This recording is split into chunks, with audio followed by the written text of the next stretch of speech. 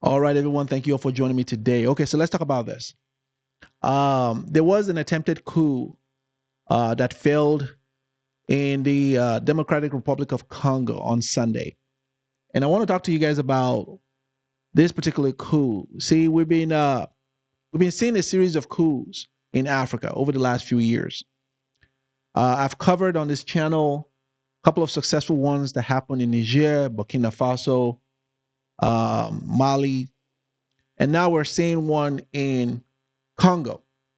And while this particular one failed in Congo, I want to talk to you guys about why the DRC, who is involved in this. Well, there's talks that there were 3 American CIA operatives that were involved in this, along with a Congolese national. And so we'll talk about all of these. And so let's get into this because I want to give you guys uh, some information about this. And then we'll have a larger conversation because trust me, there's a deeper conversation about this. And no one is talking about it in the media. Everyone is giving you surface type of coverage.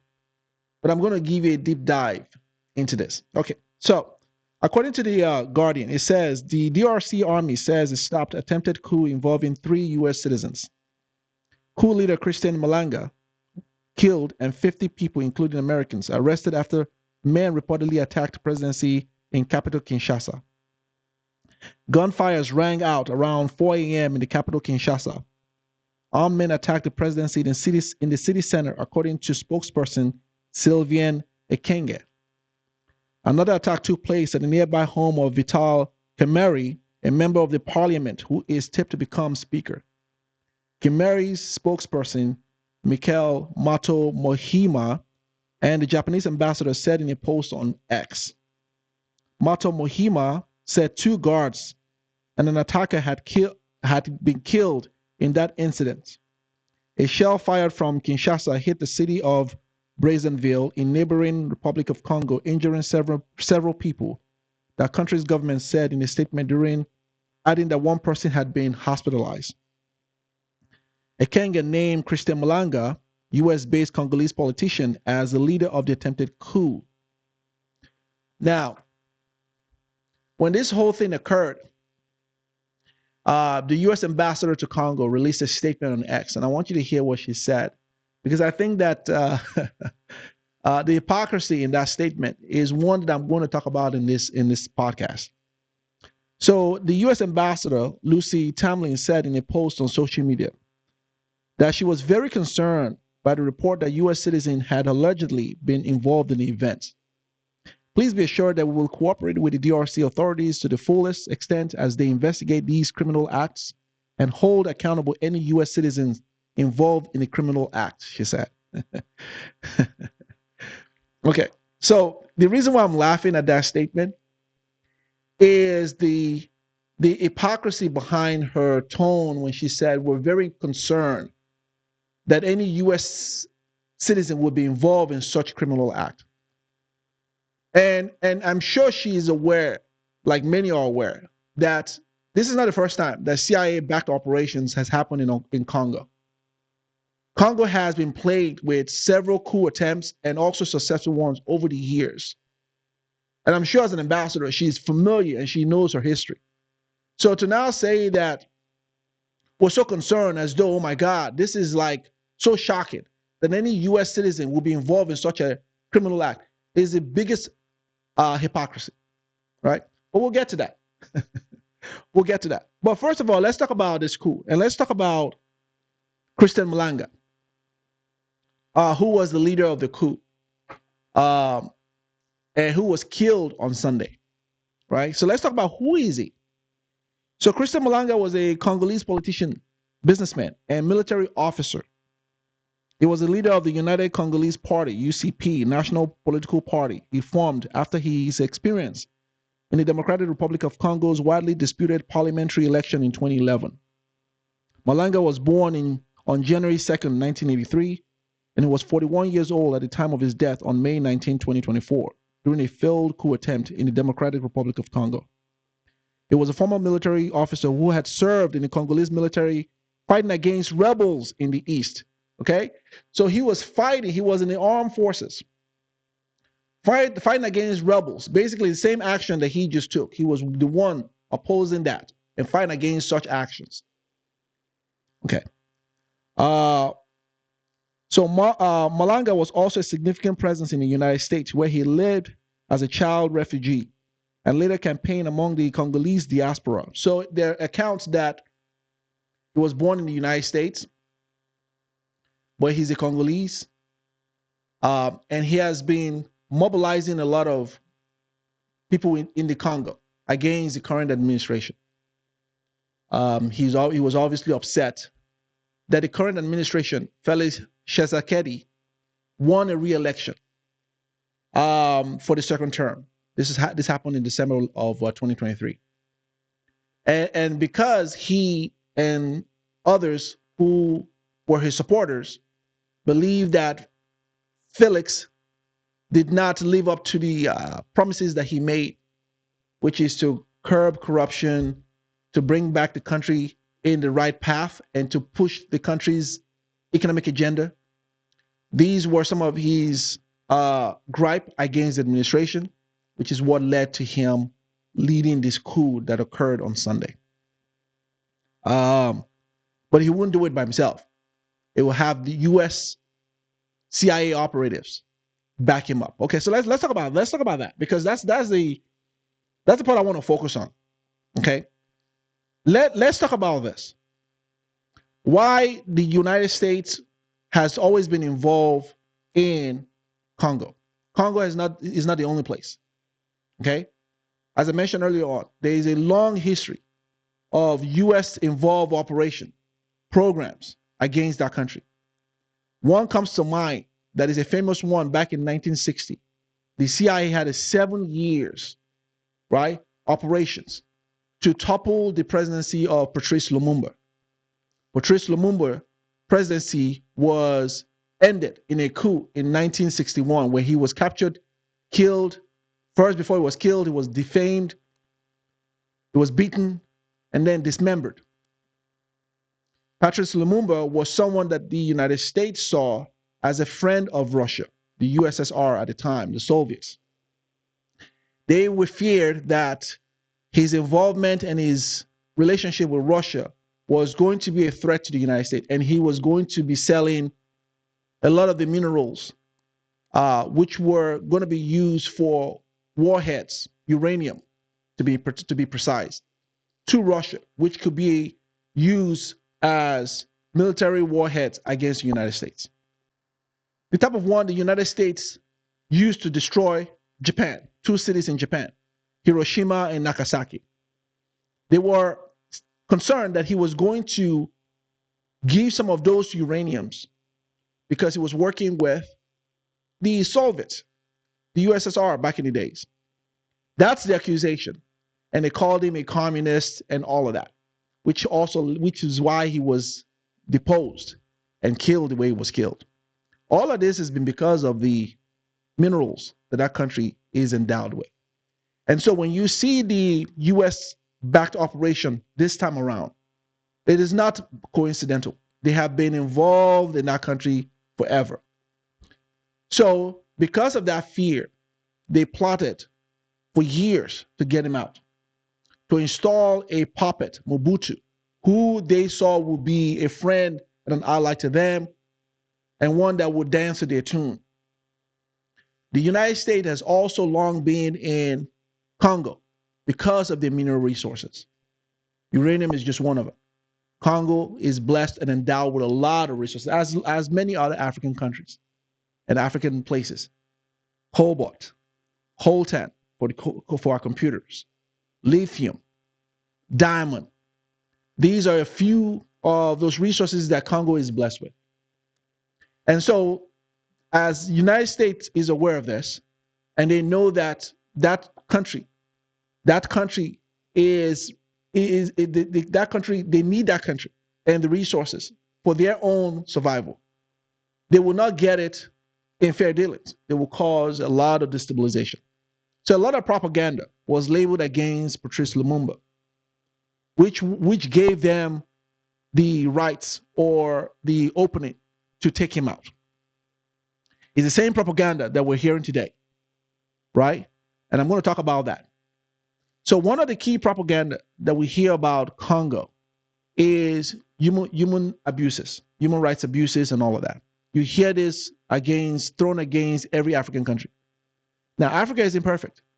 There have been human rights abuses in Africa, as well as this country, by the way. Okay, there's no one country on the planet that has not abused its citizens. None. But that is something you hear thrown around. And so this coup was backed by the CIA for that same BS propaganda that you hear.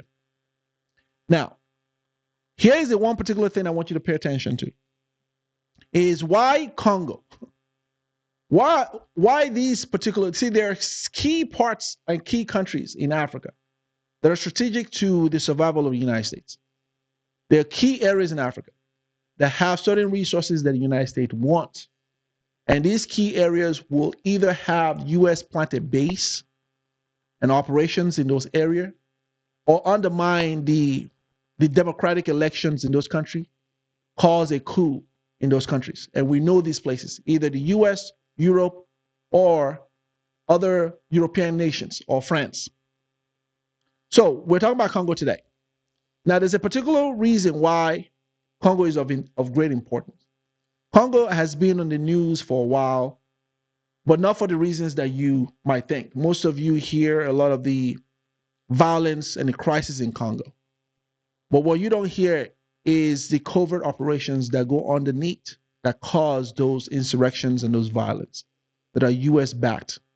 The reason why there are Americans involved in this is because Congo today has a huge part of its mineral that is needed for today's technology growth for this country.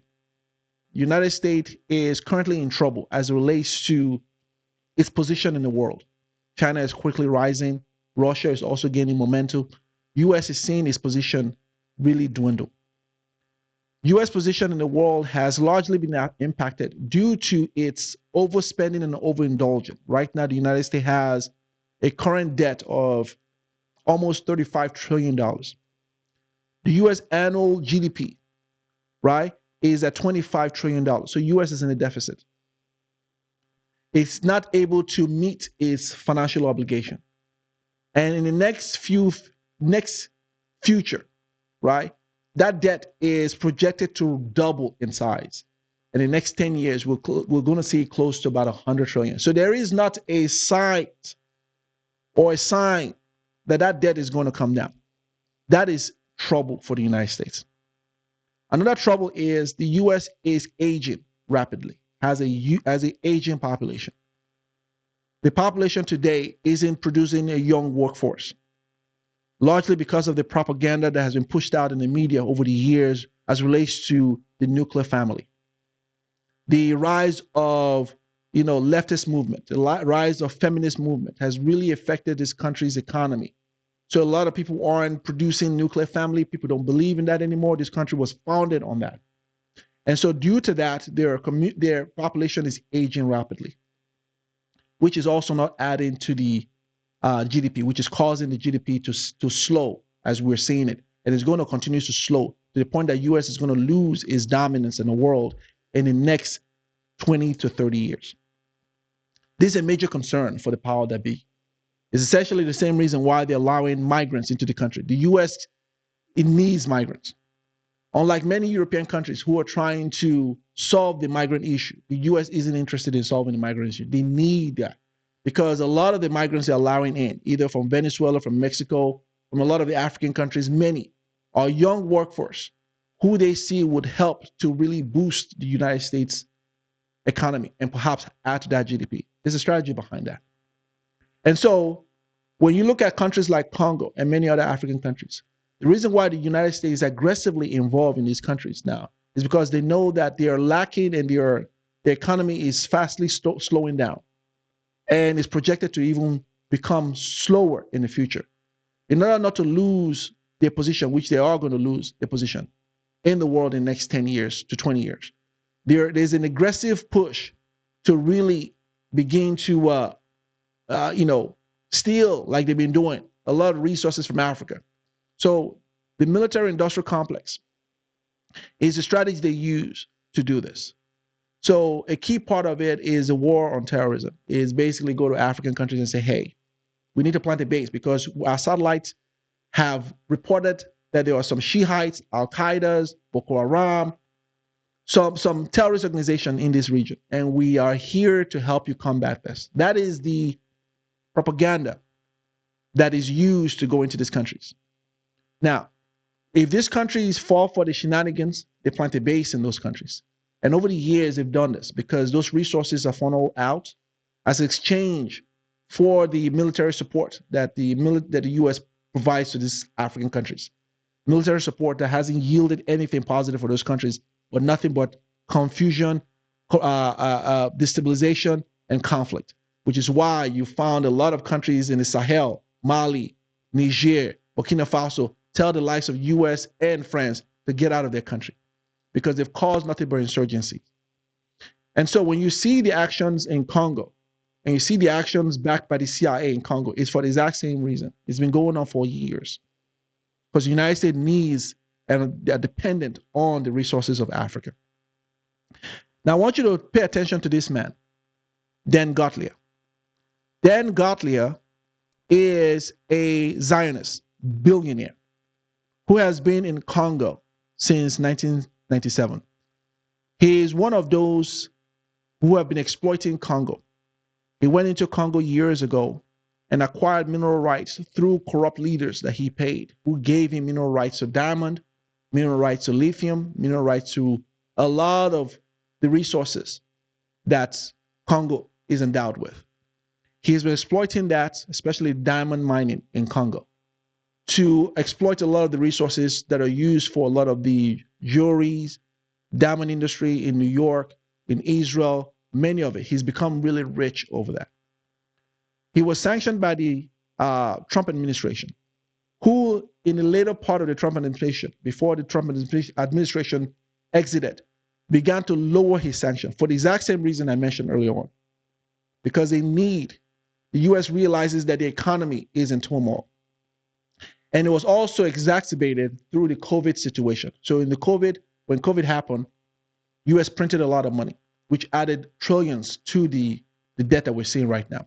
And so the Trump administration, who imposed a lot of the sanctions against Dan Gottlieb for what the U.S. deemed at the time to be corrupt practices of this individual in the Congo to exploit that country for its resources. Things that the U.S. says they stand for. Anti-corruption, human abuse, those types of things that U.S. says they stand for, was the reason why they sanctioned him. But the latter days of the Trump administration, latter months of the Trump administration, because of the impact of COVID and because of the inflation that the country was now suffering, he began to ease some of those sanctions against him. The hypocrisy, right? Now, there's also growing calls for the Biden administration to also ease most of them, because that Biden administration added some of those sanctions on him when he came into office because of the same reason why of this man. This man is a corrupt individual that's been exploiting that place. Now, the Biden administration also is thinking about easing some of those sanctions for the same reason that the Trump administration began to ease some of those. Now, you might ask, why would the Biden administration want to ease sanctions, from a guy who has been exploiting, has been corrupt, has been involved in things that are embarrassing, that the U.S. has deemed to be corruption, things they say they fight against? Why would the United States be thinking about easing some of that sanction? You want to know why? In exchange for his relinquishing some of those mineral rights that he has possessed and gotten over the years, so that way the U.S. can now have some of their Western countries go in there and exploit those places. So those sanctions, you see what's going on here? It's one thief going in to steal from the other thief. I'm telling you, there are no honors amongst thieves. So the Biden administration, understanding the economic turmoil that the United States is faced with, knowing full well that Congo has a lot of the resources that it needs. But this guy in the middle, Dan Gutler, is smack in the middle, has ownership of a lot of those mineral rights that is needed. One of which is to power the electric vehicle that the US is trying to race towards. One of those mineral rights is for that. So the US is thinking about easing some of his sanctions in exchange for him relinquishing a lot of those rights before they can ease it. That way they can then go in and have access to those mineral resources.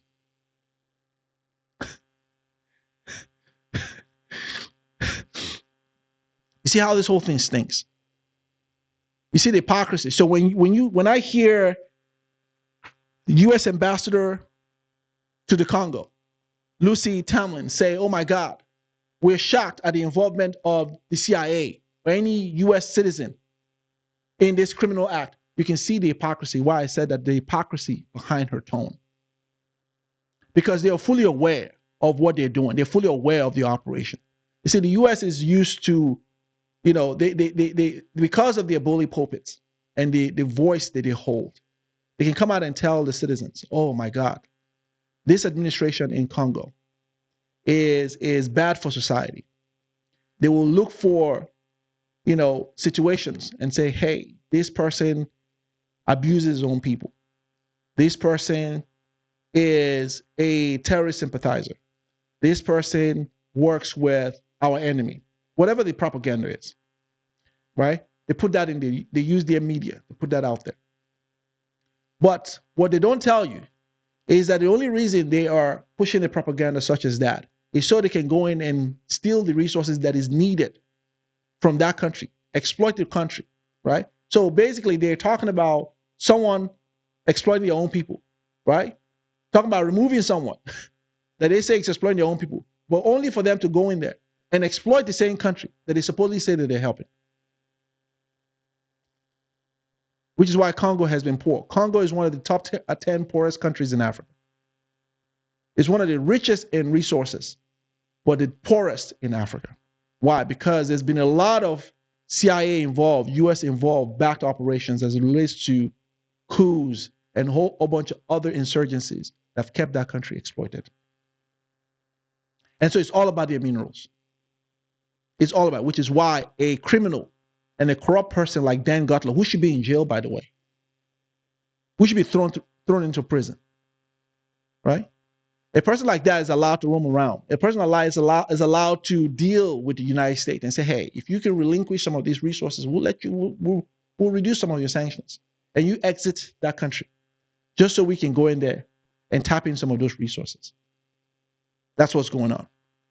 And so the US will back anyone, right, who is interested in toppling the government.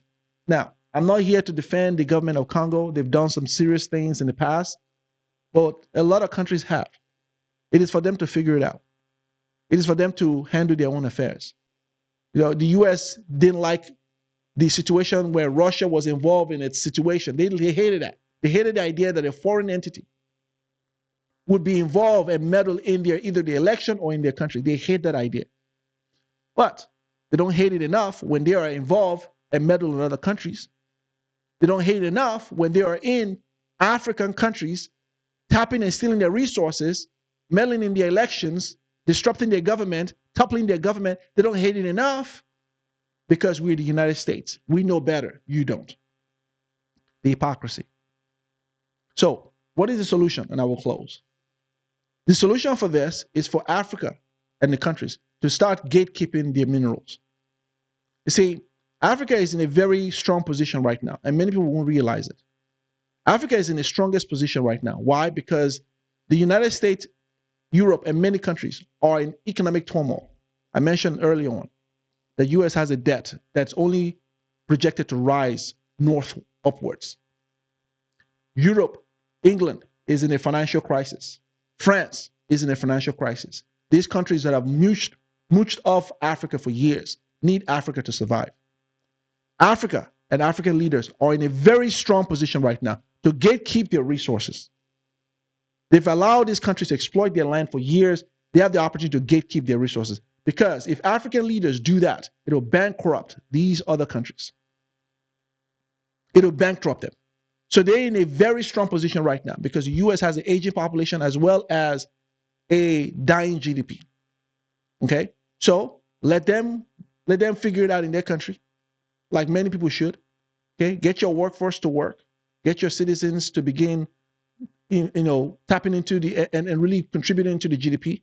That's what you should do. That's what you expect anyone to do. Like if I owed money, if I can't pay my debt, what people will tell me is go get a job so you can pay your debt, or make sure you increase your earnings so you can pay your debt. So either way, the responsibility lies on me. What they are not going to tell me is to go steal from somebody to pay my debt. That's what no one is going to advise you to do, but that's what this country is doing. So rather than put his money where his mouth is, right, preaching to other people and telling them to figure it out, why don't you figure it out? But no, they're going to go steal from Africa because they know that they can't figure it out. So they're going to put a gun in Africa's head. They're going to terrorize them. They're going to threaten them. They're going to destabilize the country to steal their resources so they can power their country. So Africa needs to really begin to gatekeep a lot of its resources and stop allowing the West and Europe steal from you at the expense of all of these shenanigans they put up as an excuse to go into your country. That's the solution here. And you're in a strong position right now. You're in a very strong position, which is why the United States has been intensifying its effort through either the AFCON program, the so-called AFCON program to go into Africa and provide military support. They didn't ask you for that. And many other initiatives that they have to be in Africa so they can take their stuff. So Africa needs to mobilize and begin to hold their resources and begin to gatekeep and ward off all these foreigners who are coming in to exploit their land. That will be the solution here. And then what are your thoughts on this? Please tell me what your thoughts on this. Do you agree with my analysis on this? What are your thoughts as it relates to the future of the United States, as the future of Africa? Because what I see looking at this objective, the future of the United States is very bleak, which is why the U.S. is very worried and concerned regarding their position in the world, and they're concerned about losing their position in the world, which they are going to lose it. But they're concerned about how far they will fall from that and what that will do internally to the morale of the country as well as to others who they deem to be enemies and what their enemies might use that against them. They're concerned about that. And that's a legitimate concern. I can understand that. And on the other hand, we have Africa, who has remained in perpetual poverty because the likes of US and Europe have not allowed that country to grow. What do you think about my thought in terms of Africa needs to begin to gatekeep and begin to build its economy and gatekeep their resources so they can grow? And what do you think about my stance that Africa is in a strong position right now? Leave me your thoughts. But until then, thank you all for watching. Like this video, subscribe to this channel, and I'll see you all. Det finns ingen annan där som kan stå här by my side, oh why. Sättet du rör på det får mig att dö för dig baby. För de här yardis, de vill ju bara dra ner oss. Men du är fett och vanlig. På det jag lägger all min tid och jag vill ha dig. Du får mig känna safety. Jag kan nog leda dig baby. Och jag kommer aldrig